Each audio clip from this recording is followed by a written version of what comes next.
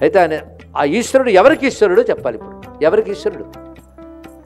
అందరికీ ఈశ్వరుడు. అందరికీ అంటే అందరికీ. అందరని చెప్తామండి, అందరికీ ఒకే మాటతో కొట్టేస్తూ పోయింది. కానీ బాగా ఆలోచిస్తే ఈ చెప్పిన వాళ్ళల్లో అగ్నికి అగ్నిలోకం ఉంది, అగ్నిదేవుడు ఉన్నాడు. ఇంద్రుడికి ఇంద్రలోకం ఉంది. ఆయా దిక్పాలకులకు ఆయా లోకాలు ఉన్నాయి. అంటే వాళ్ళు అక్కడికి ఈశ్వరులే కదా. ఈశ్వరులు అంటే ప్రభువులు.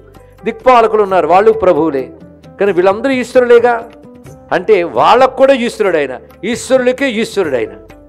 ఈశ్వరుడు అంటే ఈశ్వరుడికి మరొక మాట ఉంది, ప్రభువులకి ఏమంటారండి? ప్రభువుల్ని రాజులు, పాలించే వాళ్ళని రాజులు అంటారు.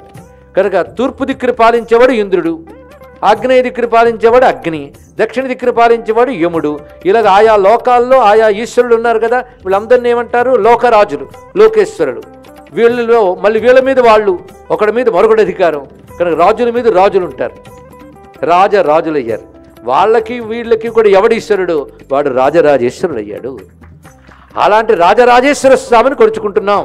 అంటే రాజులకి ఈశ్వరుడైనటువంటి స్వామి. అంటే తాడిని తన్నేవాడు ఉంటే తలదన్నేవాడు కూడా ఉంటాడని సామెత. వాడిని మించి వీళ్ళు లేడు అనుకుంటే వీడిని మించి మరొకడు ఉంటూ ఉంటాడు. అవునా లేదా? మనకు కల్పించిన హెడ్ ఆఫీస్లో వాడే చాలా గ్రేట్ అనుకుంటాం. అసలు మెయిన్ ఆఫీస్ వాడు వీడికి మీద ఉంటూ ఉంటాడు. అలా ఒకరిని మించి ఒకరు ఉంటూ ఉంటారు. ఎవరిని మించి మరెవరూ లేరో, ఎవరు అందరికీ ఈశ్వరుడో వాడిని మనం రాజరాజేశ్వరుడు అంటాం. అవునా లేదా?